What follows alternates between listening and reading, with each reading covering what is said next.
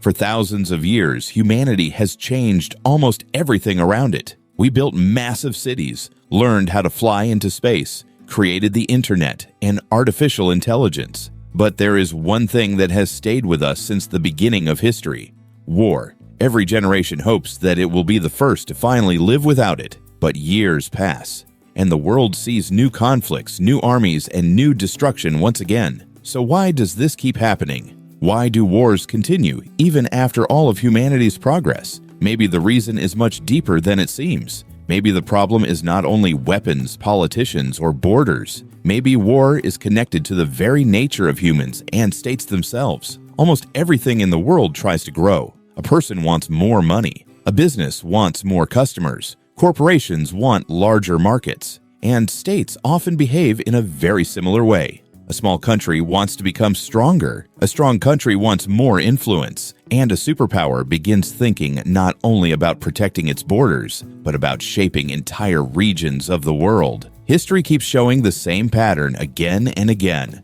When a state becomes powerful, it often develops bigger ambitions. That does not always mean direct war. Sometimes countries expand their influence through economics, through technology, through political pressure, through alliances. But the desire to expand influence often appears together with power itself, because power changes behavior. A poor and weak country usually focuses on survival, food, security, internal stability. But when a country becomes wealthy and militarily powerful, its mindset can begin to change. It may want greater control over resources, more trade routes, more strategic influence, sometimes even more territory. And what is interesting is that this behavior is not unique to governments. A small shop wants to open a second shop. A company wants to become a corporation. A corporation wants to dominate the market. Growth becomes a natural process, and states often follow the same logic. But this is where the dangerous part begins, because other countries see that growing power too.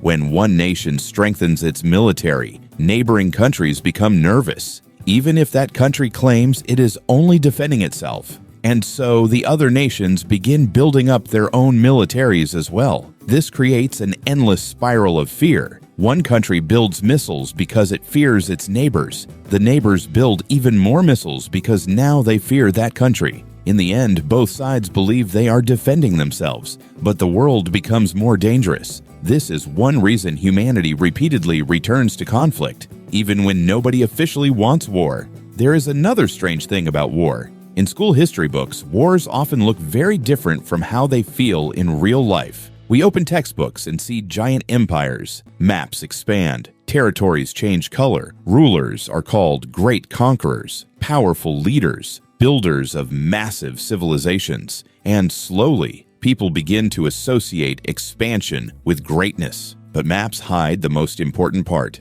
They do not show destroyed homes. They do not show terrified families. They do not show ordinary people losing everything they had. On a map, war looks like moving borders. But for ordinary people, war is not lines on a map. It is fear, loss, hunger, and broken lives. History is often written by the winners. That is why conquest in history books can sometimes look heroic. But the people who actually lived through those wars rarely saw them as glorious. For them, war was tragedy, and yet humanity continues repeating the same cycle. Why? Because states exist in a world of constant competition. They compare themselves to one another. They fear becoming weaker. They fear losing influence. They fear falling behind their rivals. And fear itself becomes one of the biggest causes of conflict. Sometimes wars begin not because a country wants to attack, but because it fears being attacked in the future. So the country tries to become stronger first. But the problem is that other nations see this as a threat, and tension begins to grow. The stronger one state becomes, the less secure the others feel. Even during long periods of peace, this competition never fully disappears because states are massive systems constantly competing for influence, resources, and security. And there is another problem. Technology evolves much faster than human nature. Thousands of years ago, humans fought with spears, then swords, then cannons. Today, humanity has drones, missiles, and artificial intelligence, but human emotions have barely changed. Fear still exists. Greed still exists. The desire for power still exists. That is why wars still happen even in the modern world. We learned how to build incredible technologies, but we never fully learned how to escape human conflict itself. There is something else worth understanding. Even peaceful countries maintain armies, not because they want war, but because they are afraid of what happens without one. A country without an army is vulnerable, and in a world where other states are armed, vulnerability feels like an invitation. So even the most peaceful nations spend billions on weapons every year, not to attack, but just in case.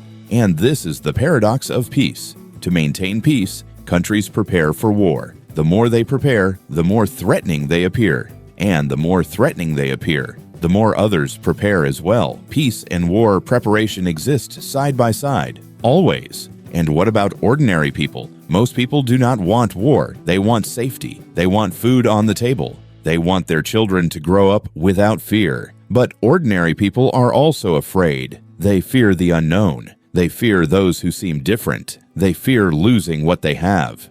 And that fear can be used. Leaders throughout history have understood this. When people are afraid, they look for protection. When they look for protection, they follow whoever promises it. And sometimes those promises lead to conflict, not because people are evil, but because fear is powerful. And fear is easy to direct. And then there is religion. Throughout history, religion has given people something incredibly powerful, a sense of meaning, a sense of identity, a sense of belonging to something greater than themselves. These are beautiful things, but they can also be used. When a leader says the enemy is not just a political rival, but an enemy of God, something changes in people. The conflict is no longer just about land or resources. It becomes a moral duty, a sacred mission, and people who would never fight for a politician will fight for something they believe is holy. This is not a failure of religion itself. Most religious teachings speak of peace,